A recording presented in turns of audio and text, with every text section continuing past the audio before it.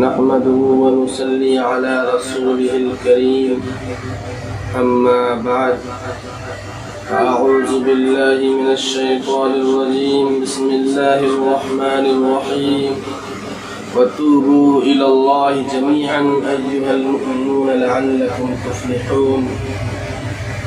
معزز و محترم بزرگوں اور دوستوں، یہ رمضان کا بہت ہی مبارک اور بابرکت مہینہ چل رہا ہے، اور اس مبارک اور بابرکت مہینے کا اکثر حصہ گزر چکا ہے۔ اس مہینے کا مقصد اللہ قرآن میں فرماتے ہیں، اس مہینے کا مقصد یہ ہے کہ مسلمان متقی بن جائیں، پرہیزگار بن جائیں، اللہ سے ڈرنے والے بن جائیں۔ تو واقعی جو اللہ کے بندے مہینہ بھر روزہ رکھے اور نمازوں کی پابندی کرے، تراویح کی پابندی کرے اور اسی طرح حرام اور گناہ کی چیزوں سے بچے، تو یقیناً رمضان کے ختم تک وہ بندہ متقی بن جائے گا، اور رمضان کا مقصد یہی ہے۔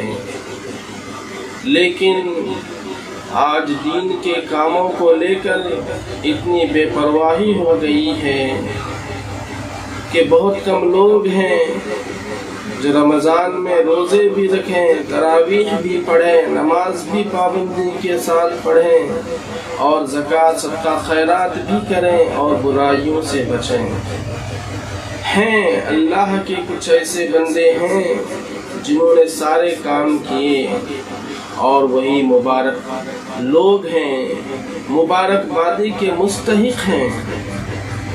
تو لوگ رمضان میں 3 قسم کے ہیں۔ پہلی قسم کے تو یہ ہیں کہ وہ رمضان کی پوری قدر کرتے ہیں، تو یہ رمضان ان کے تقویٰ و طہارت اور پاکیزگی کا ذریعہ ہے۔ لیکن کچھ لوگ ایسے ہیں جو پوری قدر تو نہیں کرتے، لیکن جہاں تک ہوتا ہے وہ عبادت کرتے ہیں، روزوں کی پابندی کرتے ہیں، تراویح پڑھتے ہیں۔ لیکن ایک تیسرا طبقہ مسلمانوں کا ایسا بھی ہے جس کو رمضان اور روزوں سے کوئی فرق نہیں پڑتا۔ وہ لوگ رمضان میں روزہ بھی نہیں رکھتے اور رات کو تراویح کو بھی نہیں آتے، اور رمضان کے مہینے میں نمازوں کو بھی نہیں آتے، اور رمضان اور غیر رمضان تو کیا سال ہا سال ہو جاتے ہیں کہ اللہ کے کچھ بندے ایسے بھی ہوتے ہیں کہ وہ مسجدوں کو نہیں آتے۔ تو میرے دوستوں اور بزرگوں، میں آج چند باتیں جو عرض کر رہا ہوں اس کا مقصد انہی لوگوں کو بیدار کرنا ہے، اور ہم سب کو بیدار ہونا ہے اور بیدار کرنا ہے، اور جبرائیل امین کی بد دعا سے بچنے کی کوشش کرنا ہے۔ رمضان کا مبارک مہینہ آ گیا، لیکن اگر ہم لوگ اپنی مغفرت نہ کرا سکیں گے تو جبرائیل امین کی بد دعا کے مستحق ہو جائیں گے۔ اس لیے بزرگوں اور دوستوں اور دینی بھائیوں اور ماؤں اور بہنوں، جو ہو گیا سو ہو گیا، اب ہم کو کیا کرنا چاہیے؟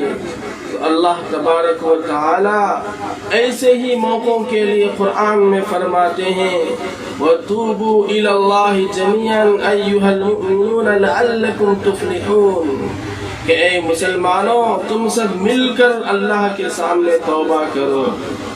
تو ایک تو وہ لوگ ہیں جو رمضان پوری پابندی کے ساتھ گزارتے ہیں، لیکن اس کے علاوہ سارے لوگ ایسے ہیں کہ جو رمضان پابندی کے ساتھ نہیں گزارتے۔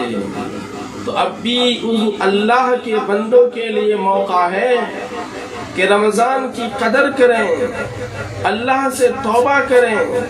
اللہ سے اگر توبہ کریں گے اور جتنے بھی جو 2-4 دن باقی ہیں، اگر ان 2-4 دنوں میں اللہ کے سامنے روئیں گے، گڑ گڑائیں گے اور اپنی ہٹ دھرمی اور تکبر سے باز آ کر مسجدوں میں آئیں گے اور نمازوں کو ادا کرنے کی کوشش کریں گے، روزہ رکھیں گے، تو اللہ کی ذات سے امید ہے کہ اللہ تبارک و تعالی ہم سب کے توبہ کو ضرور قبول کرے گا۔ اور میرے مسلمان بھائیوں اور بزرگوں، قرآن میں ایک جگہ اللہ فرماتے ہیں، ذرا غور سے سنیے، وَلَا تَكُونُوا كَالَّذِينَ نَسُوا اللَّهَ فَأَنسَاهُمْ أَنفُسَهُمْ۔ اللہ مسلمانوں کو نصیحت کرتے ہوئے فرماتے ہیں کہ تم ان کی طرح مت ہو جانا جو اللہ کو بھول گئے، اللہ نے ان کو اپنے آپ سے بھلا دیا، اپنی ذات سے بھلا دیا۔ تو جو لوگ رمضان میں روزہ نہیں رکھتے ہیں، تراویح نہیں پڑھتے ہیں، رمضان کی مہینے کی قدر نہیں کرتے ہیں، کھلم کھلا گناہ کرتے ہیں، ان کا کھانا پینا ہوٹلوں میں کھلے عام ہوتا ہے، ایسے لوگ نہ سوچیں کہ ہمیں کچھ نہیں ہوتا۔ نہیں، اللہ تبارک و تعالی ایسے لوگوں پر بڑے ناراض ہوں گے اور اللہ تبارک و تعالی ایسے لوگوں کو کبھی بھی پکڑ سکتے ہیں۔ اور اس آیت سے جو سمجھ میں آتا ہے وہ یہی ہے کہ ایسے لوگ ایمان سے، ہدایت سے اور مسلمانوں کے راستوں سے ایسے لوگ کو دور ہو جاتے ہیں۔ تو ڈرنا چاہیے اور ابھی بھی جو 2-3 دن موقع ہے، توبہ کر کے رمضان میں پابندی کی کوشش کرنی چاہیے۔ اسی طرح آپ تمام کے لیے ہمارے سامنے قرآن کی ایک اور آیت ہے، اس میں اللہ فرماتے ہیں، اللہ کے بندے، اللہ کا واسطہ، اس میں اللہ فرماتے ہیں کہ وَإِنَّ مِنَ الْحِجَارَةِ لَمَا يَتَفَجَّرُ مِنْهُ الْأَنْهَارُ۔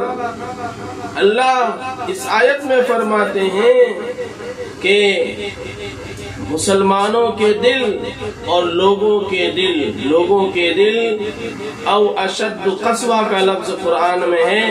اللہ فرماتے ہیں کہ بہت سارے لوگ ایسے ہیں کہ ان کے دل پتھر سے بھی زیادہ سخت ہو جاتے ہیں، ان کا دل پتھر سے بھی زیادہ سخت ہو جاتے ہیں۔ اور اللہ فرماتے ہیں لیکن پتھر بھی تو ایسا ہوتا ہے، اتنا سخت نہیں ہوتا، پتھر سے کبھی نہر اور دریا نکل رہا ہوتا ہے اور کبھی اس سے چشمے پھوٹ پڑتے ہیں، لیکن یہ انسان اور اس کا دل ایسا ہوتا ہے کہ یہ نرم نہیں ہونا چاہتا، حق کو قبول نہیں کرنا چاہتا اور اللہ کی ہدایت سے ہدایت نہیں لینا چاہتا۔ تو میرے بزرگوں اور دوستوں، رمضان کا مہینہ ہے، کیوں ایسا کر رہے ہیں کہ ہم لوگ پورا رمضان تو یوں ہی غفلت میں گزار دیے، بیکاری میں گزار دیے اور ابھی بھی غفلت اور بیکاری میں گزار رہے ہیں۔ اور قرآن کی ایک آیت آپ کے سامنے پیش کرتا ہوں اور اپنی بات ختم کرنے کی کوشش کرتا ہوں۔ اللہ قرآن میں ایک اور جگہ فرماتے ہیں أَلَمْ يَعْنِ لِلَّذِينَ آمَنُوا أَن تَخْشَعَ قُلُوبُهُمْ لِذِكْرِ اللَّهِ وَمَا نَزَلَ مِنَ الْحَقِّ۔ کیا اس کا خلاصہ یہ ہے، کیا وہ وقت نہیں آیا مسلمانوں کے لیے، کیا وہ وقت مسلمانوں کے لیے نہیں آیا کہ ان کے دل نرم ہو جائیں اور وہ اللہ سے ڈریں؟ أَلَمْ يَعْنِ لِلَّذِينَ آمَنُوا أَن تَخْشَعَ قُلُوبُهُمْ لِذِكْرِ اللَّهِ وَمَا نَزَلَ مِنَ الْحَقِّ، اور حق جو نازل ہوا اس سے ڈریں، یعنی ہدایت قبول کریں۔ ان تمام چیزوں سے، ان تمام آیتوں میں اللہ یہی پیغام دینا چاہتے ہیں کہ مسلمانوں اللہ کی طرف لوٹو तौबा करो, अल्लाह तौबा कबूल करने वाला है। तो जो लोग रोजा रखे हैं उनको भी, जो नहीं रखे हैं उनको भी, जो पाबंदी किए हैं उनको भी, जो पाबंदी नहीं किए हैं उनको भी, ये रमजान के आखिरी दिनों में मेरा आजिज़ाना पैगाम ये है कि जो गफलत हो गई, अब जो 2-3 दिन है इसमें भी अगर आप तौबा कर लेंगे और रमजान की पाबंदी करेंगे तो इंशाअल्लाह तबारक व तआला अल्लाह जरूर आपको भी पूरे रमजान में इबादत करने वालों में लिखेगा और आपका भी रमजान मकबूल होगा। आप पूछेंगे कि दलील क्या है, तो कुरान की आयत मेरे सामने है। अल्लाह कुरान में फरमाते हैं, मन जा बिल हसनती फलहु अश्रु अमसालिहा, कि जो आदमी कोई नेक काम करेगा तो अल्लाह उस नेकी के बदले में 10 गुनी नेकी उसको अता करेगा।